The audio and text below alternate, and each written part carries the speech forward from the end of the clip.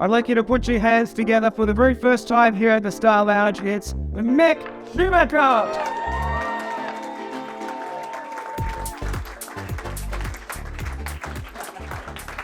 Mick, thanks so much for, let's grab a seat. Thanks so much for making such a quick lap down from the paddock. Welcome to the Mercedes-Benz Star Lounge. How are you doing today?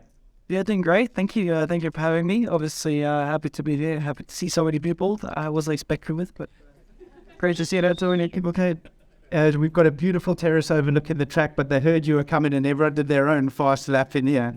So, first year with Mercedes, part of the team, how's your experience been so far? Yeah, it's been great, obviously. I did spend quite a few meetings back in the days when my dad was racing with the team. A lot of familiar faces still here, so it's great to obviously be part of it now myself, and obviously learning a lot here these days. And to anyone who's new to racing, how do you explain your role within the team, kind of both here at the track, but also back at the factory?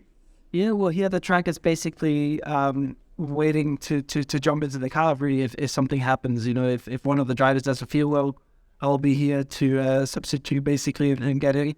And back in the factory, it's really just the simulator work that I really focus on.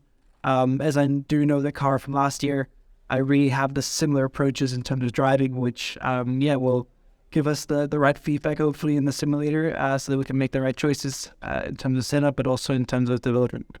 And, from out here on the terrace, we've got the most beautiful view from the Star Lounge. You can see turns 9 and 10. It's incredible to see the cars coming through. As someone who's actually raced around the circuit, can you explain to our guests what it feels like going through those corners? Yeah, well, obviously last year we had bouncing, so the feeling wasn't too great come next year. But nonetheless, I think it's one of the most fun tracks, especially because of the crowd, but also because of the track itself. So I really love coming here, love racing, so hopefully next year I'll be back on the grid. So we'll turn to Melbourne for a second. We've spoken about driving around the circuit, but I heard just a couple of nights ago you did your very first hook turn in downtown Melbourne. How was that? It doesn't make sense. Who invented this? Mick just didn't believe that was a thing. He's like, that can't be right. I'm German, I'm after the rules, and it doesn't make sense that you have to go left to turn right. So it's such a great city. You've been making the most of your time here. What have you been doing away from the racetrack? I went surfing in the urban surf when I arrived here, so that was quite fun. Obviously trying to not hurt myself, just so I'm ready to get into the car whenever needed. Otherwise just really trying to stay fit and listen to the meetings and do all that kind of stuff.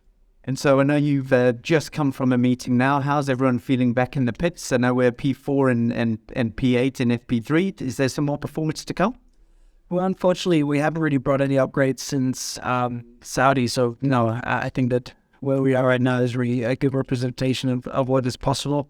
Obviously, we'll be hoping that some people make some mistakes within the top group so that we can, maybe fish 1 or 2 positions out of there. But, hopefully more to come in the future.